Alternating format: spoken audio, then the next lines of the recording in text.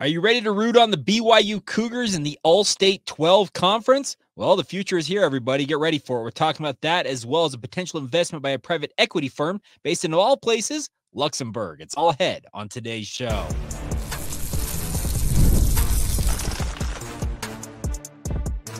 You are Locked On Cougars, your daily podcast on the BYU Cougars. Part of the Locked On Podcast Network, your team every day.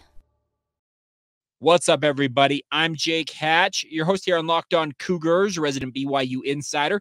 Thank you for making Locked On Cougars your first listen of the day. Appreciate all of you who are we like to call everydayers right here on the Locked On Podcast Network. Of course, this is your original daily podcast focused on the BYU Cougars, and a big thank you to all of you for tuning in. All right, as you heard me say in the open, the new era of college football is nearly upon us. The Big 12, according to multiple reports, I saw Yahoo and CBS Sports among the first to report this, that the Big 12 Conference, of which BYU is a very proud member of, is in negotiations to have a corporate branded takeover as they rebrand the conference identity.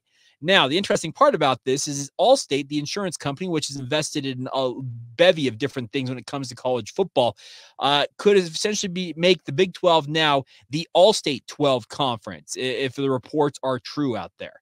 That's a really, really weird thing, and it'll take some getting used to say it, but the future is this, everybody. Here's the deal. The Big 12 is trying to keep pace with the ACC the ACC and the Big 12 are trying to keep pace with the SEC and the Big 10.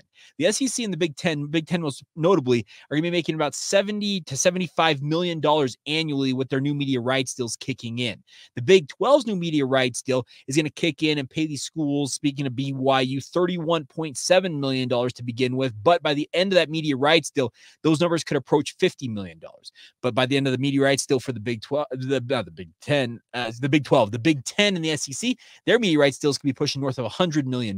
So you're working at a deficit if you're in the Big 12 right now. And Brett Yormark and the Big 12 Brain Trust are trying to find any and all options to go out there and make up that revenue gap. And if they're never going to make it up completely, let's be very clear about that, because you would need some massive influxes of money. But the bigger thing is they're looking at all options, and the All-State 12 could be the new identity of this conference. I think getting rid of the 12 in the conference moniker is the best idea that should happen. I don't know why they're holding to the 12 when you have 16 members of the conference. You had 14 last year. Regardless, that's neither here nor there. The issue is you're going to look at this in the future and say, what did we do here? But the simple fact of the matter is they have to do this. BYU, the rest of the members of the Big 12 Conference, are working at a disadvantage against their so-called Power 4 conference mates, speaking of the SEC and the Big 10 most notably. You have to find ways to make up this money. Now, this deal for the naming rights of the conference is expected to fetch anywhere between $30 and $50 million for the conference. So that's $2 to $3 to $5 million roughly coming into each school if everything pans out. But it's not nearly enough. And that's the situation that I think that the Big 12 finds itself in. And the bigger point to be made here is this going to make a farce of college sports? I'm sure there's many of you out there that are worried that it's already become a farce. Let's be very clear. It's a professional model now. We're having NIL. We're going to talk about private equity here in a minute. Apparently, the Big 12 is going to have a major influx of cash if they sign that deal. And we'll talk about the ramifications of that momentarily.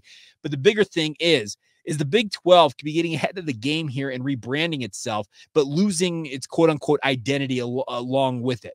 I don't ever see the Big 10 or the SEC or frankly the ACC, maybe the ACC would do it, but I don't see the Big 2, as it were, ever saying that the Big 10 is the big insert brand name here. I don't see the SEC brought to you by blah, blah, blah, blah. I just don't see that happening for those brands because they don't need it. The situation in the Big 12 and Brett Yormark as their commissioner find themselves in, and obviously works its way down to Tom Holmoe, C. Shane Reese, the president of BYU. They're all looking at it saying, okay, we have an added investment coming in the next couple of years, actually next year, that you're going to have to pay $20 million to your athletes. Where is that money going to come from? Well, in BYU's circumstances, BYU is going to be more flush with cash than they ever have been before. But there are a number of their conference mates that have been living, quote unquote, high on the hog for a long time with media rights and all the other money. They have budgets that push $100 million, and they spend north of that. They are working in the red, as it were. BYU has always been required, and Shane Reese made it very clear on the All In podcast earlier this week that no tithing dollars go to BYU athletics. They have to make overall generate the revenue that they have to spend on athletics. Well, the Big 12 membership for BYU is going to give them extra money they've never, ever had before in their athletics history. So I still believe BYU is in a very advantageous spot to go out there and pay $20 to $22 million, depending on what the final figure is, to their athletes, because frankly, BYU's never had to adapt to anything where they have to cut back because they're having more money come in than they ever have been before. So they should be able to absorb this, and any extra money that comes in, if this does go through and it's now the All-State 12 conference, I was out there saying this needs to be the Buc-ee's 12 conference because Buc-ee's is like the best brand out there in my mind to represent the Big 12. But now I would add the caveat that if Buc-ee's is going to be the sponsor of the conference, I want their convenience stores in the great state of Utah, but that's neither here nor there. But as it stands, the All-State 12 conference looks like it is what the branding could be. Get rid of the 12. I'll reiterate that one more time. Make it the All-State Conference. Think about it. It's a great name. It still gives All-State their title billing as the corporate sponsor of this conference. And then also the Big 12 cashes in as well alongside that with the naming rights that they have handed over. Is it an ideal situation? No, because it kind of ruins some tradition. The Big 12 has been a very, very strong brand for multiple decades since it was formed in the 1990s.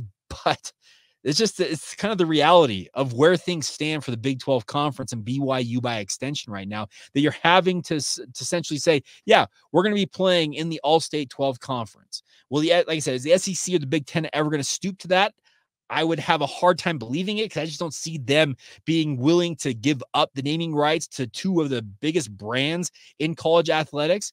But hey, money talks, and it absolutely is a big thing here for the Big 12. They are trying to make up that revenue gap, and anything they can do to do that, no matter how small it might be, because $60 million is not a ton to go around among 16 teams. It's like I said, it's not $5 million. It'd be only 10 teams, but it's $2 to $3 million. That's $2 to $3 million you did not have before, and it's something. It is something that Brett Yormark can lean on his constituents, as it were, speaking of the presidents of the 16 member schools, and say, this is what we got to do. If you guys want the extra dinero that you guys want, well, here's how we get it. Now, there's another investment that the Big 12 is potentially going to take on. And yes, it is going to bring in major money. I'm dead serious about it. It'll bring in major money, but it comes with a major,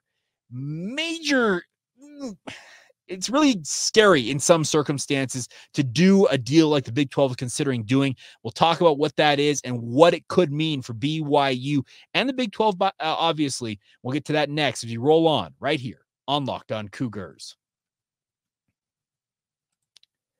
Today's show is brought to you by our friends over at eBay. Passion, drive, and patience. The formula for winning championships is also what keeps your ride or die alive, everybody. eBay Motors is everything you need to maintain your vehicle, level it up to peak performance. Superchargers, roof racks, exhaust kits, LED headlights, and more. Whether you're into speed, power, or style, eBay Motors has got you covered. With over 122 million parts for your number one ride or die, you'll always find exactly what you're looking for. With eBay Guaranteed Fit, your part is guaranteed to fit your ride every time, or you get your money back. Because with eBay Motors, you're burning rubber, not cash. With all the parts that you need at the prices you want, it's easy to make your car the MVP and bring home that huge wins that you're looking for along the way. Keep your ride or die alive today at ebaymotors.com. Of course, eligible items only. Exclusions apply, and eBay Guaranteed Fit is only available to U.S. customers. But once again, get started today at ebaymotors.com.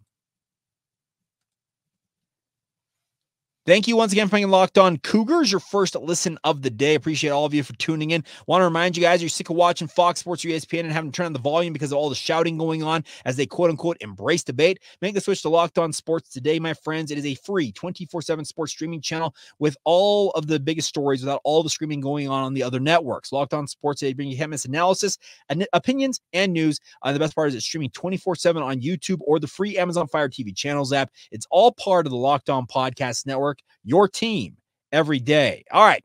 let's talk about another investment that could be coming the Big 12's way. And if you want to make up the revenue gap, this is the investment that would help make that up in a big way.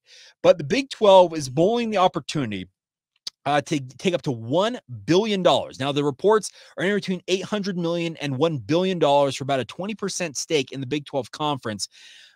And the issue is, it's a private equity firm. Now, private equity is not necessarily a bad thing. CVC Capital Partners is the company that the Big 12 is in negotiations with. They're based, of all places, I would have never guessed this in a million years. CVC Capital Partners is based in the little principality of Luxembourg in Europe. Okay. Well, that's just one little tidbit to add there. And so it's $800 million to $1 billion between 15 and 20% stake in the conference. Now, $1 billion, that is a hefty sum because remember, the new Big 12 media rights deal alone over the 6 years, I think it's in effect, is $2.3 billion. So this is an investment that gives you nearly half of what you're making on your next media rights deal that you were crowing about. So it would help make up the revenue gap for these universities. The issue is private equity is very scary because equity that those investment firms have, they're made on the open market. They rely on other companies out there on the stock markets around the globe to generate the funds that they inject into these conferences. Now, the other thing about this is when you have private equity firms involved, they want, obviously, to see a return on their investment, the ROI. They are all about the return on investment. That is where it gets a little bit dicey. Is CVC Capital Partners content to be a silent partner and sit back and let Brett Yormark and the brain trust of the Big 12 Conference, the 16 university presidents and chancellors, to run the thing as they see fit? I would have a hard time believing that because private equity firms exist because, like I said, they want to have their hand in the pie and they want to control things. And that is the concern I have. Now, Matt Brown and other luminaries out there in the sports media realm have pointed this out as well. This could be a sports equity, not sports equity. It could be a private equity deal, or could it be a private capital deal that is being reported as private equity? That is the big thing we need to clarify here. CVC Capital Partners, though, is a private equity firm. Could they give the Big 12 private capital? Yes, they could. Well, what's the difference, Jake? Let me fill in as best I can because I don't claim to be an expert on this in any way, shape, or form. But reading up on this, private capital is not money that is being derived from the markets. That is the thing. So CVC Capital Partners ostensibly could inject money into the Big 12 Conference, but it's of money that they hold. It's not money that's being invested. It's not money that they've made off other markets that's relying on the markets to keep it going. It's money that they have essentially kept in-house. It's capital that they own. It's their money they're injecting in. That's a different scenario. If that is the way it is being structured, if it's a private capital deal versus private equity, it's far more palatable to me. And I think you would agree with me on this because the private capital is not relying, like I said, on the open market to go up and down to generate the money that's being injected into it. It's essentially, it's money that's being handed over, and it's not necessarily going to have CVC Capital Partners wanting to look at this and say, okay, where's that ROI, Yormark? That is the concern I have if you're going to take on $800 to $1 billion. It'd be major money. Honestly, it'd be major money that all these schools, BYU included, absolutely could utilize and absolutely would be very, very happy to have because, like I said, it would help bail them out of having to cut out $20 to $22 million in their budgets. But the bigger thing is, if this CVC Capital Partners injects that money, how much of a stake and how much of a say, more importantly, how much of a say at the table do they have? Could they come in if Brett Yormark's not doing what they want? Could they essentially force Brett Yormark out and inject their own guy as the new commissioner of the Big 12 Conference? I'm sure that there would be a lot of legalese written into any type of agreement here that would stipulate in very bold language of what the limits are on what CVC Capital Partners could do for the Big 12 Conference. But it's a scary idea to me to take on private equity. Like I said, private capital, completely different deal because the funding, this is the exact terminology I'm getting from the CFA Institute. So there you go. Private capital is the broad term for funding provided companies that is sourced neither from the private markets, such as from the sale of equities, bonds, and other securities or exchanges, nor from the traditional institutional providers, such as a government or bank. It's money that's in-house. It's money that, in theory, that CVC Capital Partners has made with all the other equity deals they have out there. It's their own money that essentially backs their company they inject in. If it is capital where you're not having, like I said, to have them essentially tapping the table like, okay, where's our money? That's the concern. If it's the private capital deal, to reiterate one more time, I'm far more willing to take on that money, because that at that point, it doesn't have the same seedy nature to it as it were. But at the same time, these are schools and they are trying to find any way they can to keep up with the Joneses. I know that BYU is different. Let me be very blunt about this. BYU likes to operate in a sphere where they don't have to answer to people that they don't have to. Well, BYU, you're in the Big 12 now. And if they do this deal, you're going to be answering in part to CVC Capital Partners or any other private equity firm out there. And let's also acknowledge one other thing. The Big 12 and BYU are far from the only entities out there who are looking at this.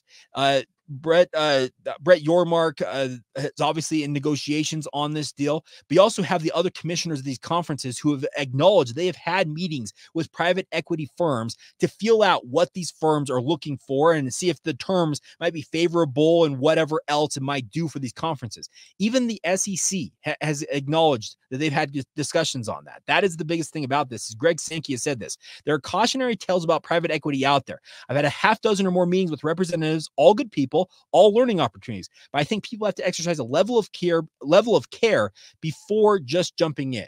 Now, the SEC doesn't need to jump in. They could sit back and essentially say, yeah, you guys can do that. They'll go right on ahead.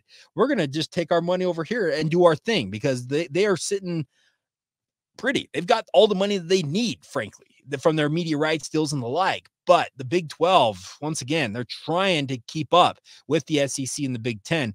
And yeah, they're probably going to have to take maybe a little bit more of a gamble here and take on some of this money. So I don't proclaim to be a financial analyst by any means. Trust me, I work in sports media and I try and stay up to date with everything as best I can. But this is a deal that seems like, okay, you're going to want to make very, very explicitly clear what CVC Capital Partners can and will do in this deal if you do the deal. And more importantly, spell out that they have no rights to X, Y, and Z, and put it out there in a document and hope that they stick to it.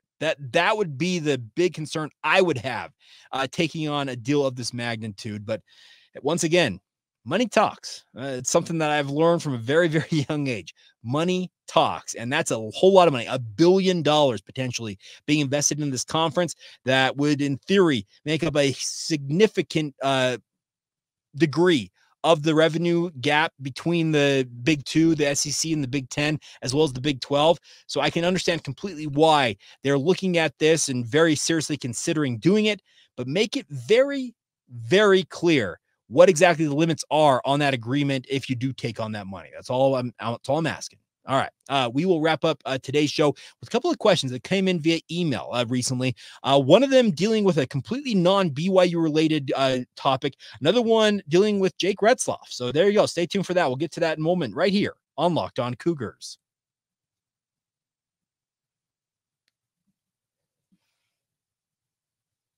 Thank you once again for making Locked On Cougars your first listen of the day. If you have not done so already, please sign up for our Locked On Cougars Insider group. It's a great way to interact with the show, support the show. Hey, it's your way of injecting capital into this show. Let's just put it that way. If you want to talk about private equity and the like, it's $5 a month, though. It's not $1 billion. So let's be very clear about that. It's $5 a month. But the best part is we're giving you a 14-day free trial, a full 2 weeks, half a month to see if it's the right option for you. And the best part is the updates I'm sending out are coming to you in the form of a text message. I'm not having to go to some website or a message board to get the updates. They come to your phone literally in the form of a text message. You can fire back with a text of your own. I see them in live time, and I hope you guys will consider joining us. You can sign up by clicking the link in the show notes, whether you're watching and or listening to this, wherever you get the podcast. All right.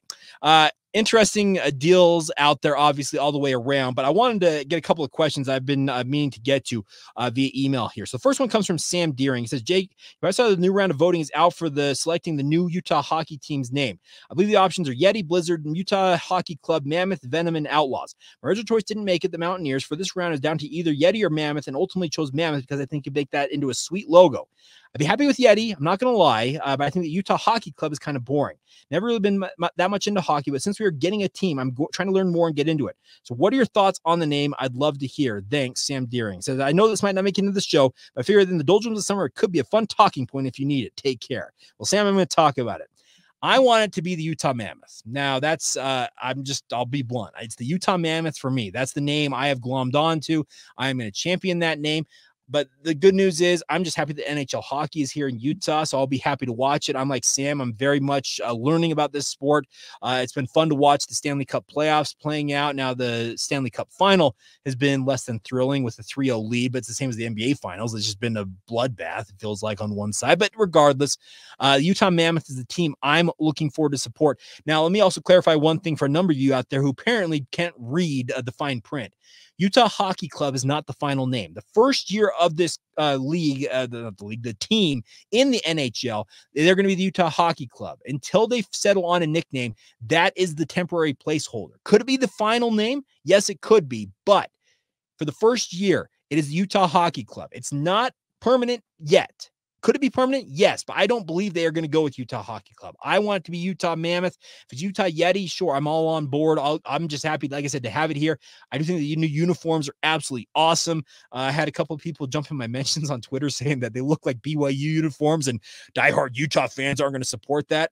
You know what, Utah fans? If you think it's a BYU-inspired uniform, good on you. Guess what? I think you'll still be buying the gear.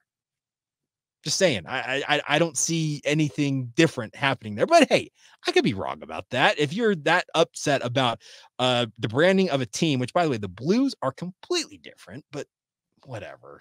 Whine all you want, Utah fans. It makes me chuckle. That's literally what's going to hold you up. All right. Other one we'll wrap up here. BYU related. That comes from Elliot. It says, Jake, thanks for all you do with the podcast. Loving the content you're putting out. Please explain to me why people are so down on Jake Retzlaff. I get that the turnovers are problematic, but it wasn't that long ago that young Zach Wilson had turnover issues. If you rewatch the Oklahoma and Oklahoma State game, it's not hard to be excited about the potential that Jake showed against two of the best teams BYU's played maybe in the last decade. He's a better runner than Zach, bigger frame as well. Okay, that's an interesting point.